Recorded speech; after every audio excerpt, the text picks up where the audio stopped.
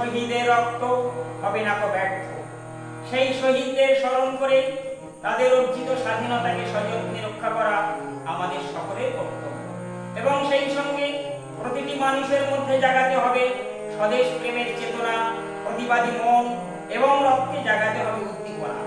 এমন পরিমণ্ডলে আমাদের শেষ নিবেদন।